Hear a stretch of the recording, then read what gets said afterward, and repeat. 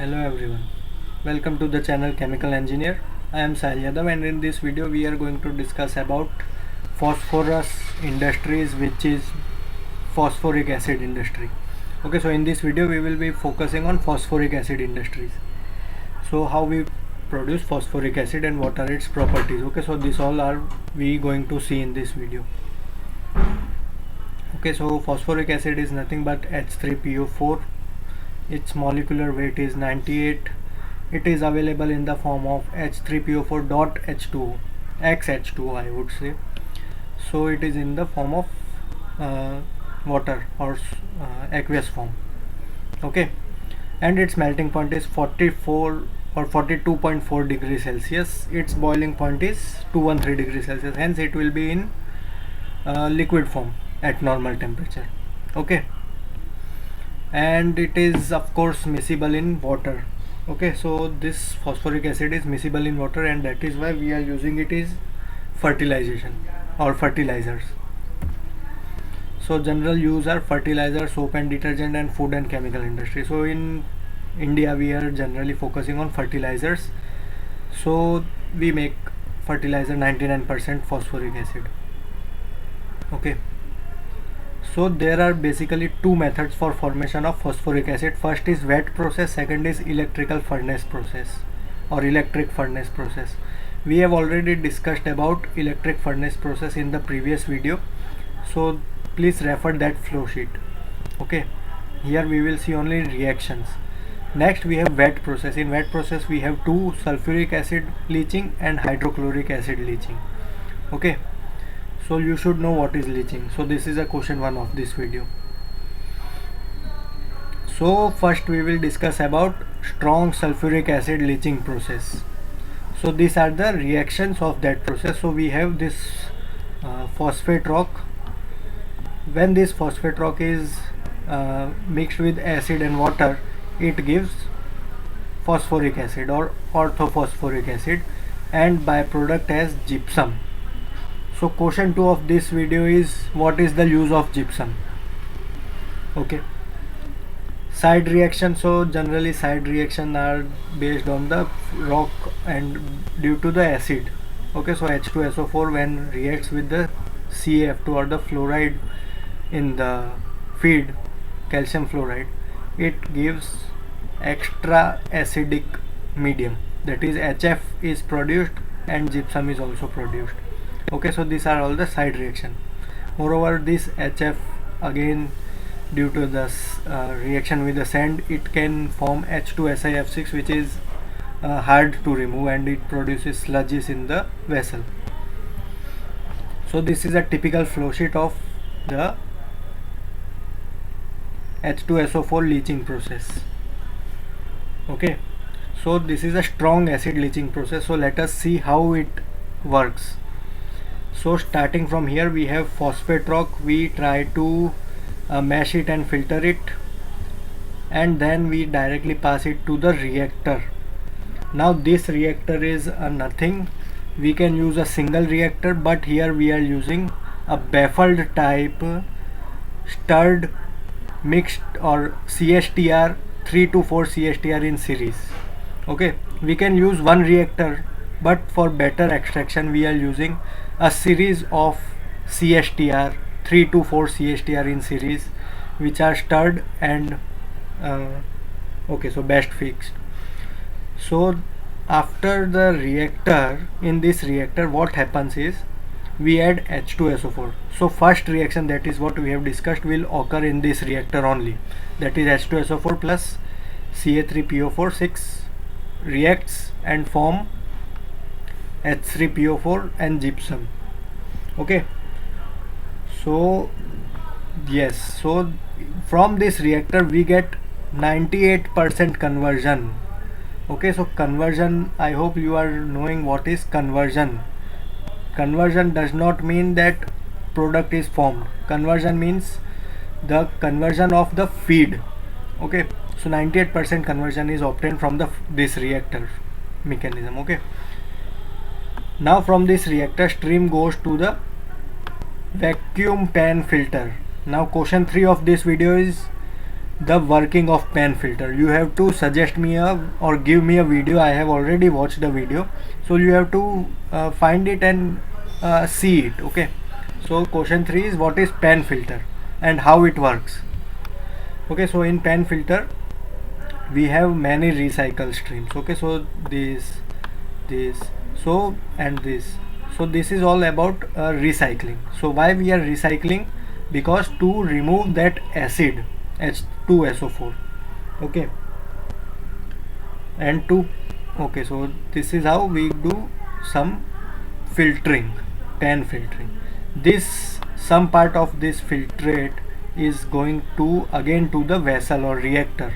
Okay, so that goes to the reactor again, while some is collected as a sludge, and this sludge again goes to the pen filter. Okay, and then some part, that is gypsum, that is formed during the first reaction, is taken as a solid, and this gypsum is separated and sold to a slurry or sent as a slurry or to a gypsum plant. Okay, now this sludge, we are producing H3PO4 from sludge. So this sludge, some sludge is taken out, while the rich portion is taken away from this separator, and from this separator we do evaporation. Okay, so we have reactor, filter, evaporation, third step. So this is a single effect evaporator, from which we get 40% H3PO4 from top and 75% H3PO4 from bottom. So this H3PO4 is concentrated one, which we get from the bottom of this evaporator. So why we are using evaporator? Look, we have H3PO4.H2O formed during the process. Now in order to remove H2O, we will do evaporation. Okay, so after evaporation we get 40% and 75% H3PO4. Again we do some purification step, so that we can remove all these side reactions. In order to curb those side reaction, we do some, okay, so here it is a washing or condensing or scrubbing, I would say washing, not a washing, scrubbing. And this is a neutralization section.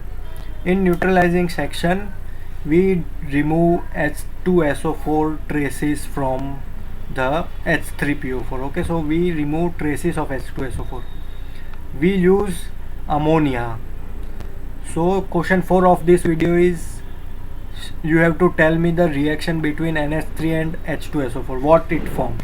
Okay, so neutralization section, and then from neutralization section we have granular section, which at high temperature or with the help of dryers we form a H3PO4 fertilizer. So solid, and then we grind it and form a fine, and we separate it. So this is H2SO4 leaching process. So we have majorly reactor, pen filter, evaporator, then neutralizing section, and fifth is a drying section. So this is a 5-step process. Okay, so this is all about H2SO4 leaching process. Now HCl leaching process is, we use HCl in place of H2SO4 and we form H3PO4. Here gypsum is not produced as byproduct, but CaCl2, which is a major problem for sludging or scaling, that is formed. Side reaction are same, and okay, so this process. Now in HCl leaching, what we do is, we have phosphate rock, and this phosphate rock are screened. After screening we add HCl and make up water. So why we are adding water? Because of this reaction, HCl plus 6H2O. Okay, so this is a first process, is a decanter. So question 5 of this video is, what is decanter? You have to answer all 5 questions in chat box or comment box. So this is a decanter. Now from this decanter we get CO2, HF, and okay, so CO2 is taken out. while HF and HCl are added directly to the decanter or a reactor. Now we have three thickeners. Okay, so from this decanter we have directly a thickening process, or I would say, what is decanter? So decanter is nothing but a thickener. Okay, so after this mixing in this section, we directly pass it to decanter or series of thickeners, I would say. So after thickening, what we do is we take out the solid residue from the last thickener and a residue or a product from the first one. So this is a series reaction. Look, here we are adding this makeup HCl directly in the second vessel, while this goes, the product from the second vessel goes to the third, and from third we get solid, while there is a recycle from the third to second, and second product first to second. Okay, so to second, second to third, and third to second again. So this is actually basically designing. Okay, so from that, after getting the CO2, HF and HCl, we pass it through a 4 stages of what is it, mixer settler. Okay, so mixer settler, so these are for the mixer settler. So from the first mixer settler, what we do is we react it with a, or we remove it with a CaCl2 and CaF2. So first one is for removing or to settling the CaCl2 and CaF2. Now from the first it goes to the second as well as to the fourth. Okay, so from second, that is the B, what we do, second is for the B is for the removal of trace impurities of calcium. So here in A we form CaCl2 CaF2 from those reactions. This reaction CaF2 plus HCl gives CaCl2. So in next process, we in the B we remove it.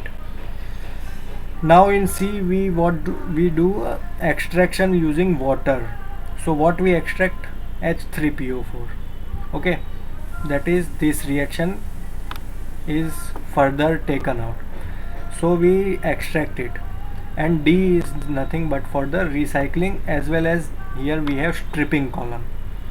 So stripping column is nothing but to strip out the useful product and to take out CaCl2 waste. Okay, so we do a steam stripping. Okay, now from the C, that is the water extracting mixer settler, we have a stream going to the 3 or the triple stage evaporator. So this is a triple stage evaporator section. Okay, so in triple stage evaporator we do a purification. So from the first evaporator we get a product as alcohols. Okay, alcohols are produced during the formation, like HOCl or some other alcohols. Okay, so some other alcohols are forming. So from first we take out alcohol, from second we take out dilute HCl, and from third we take out concentrated HCl, and from its bottom we get our 80% converted H3PO4 with less impurities. Okay, so this is how we produce H3PO4 using HCl leaching. So in HCl leaching we have a decanter or the thickening step.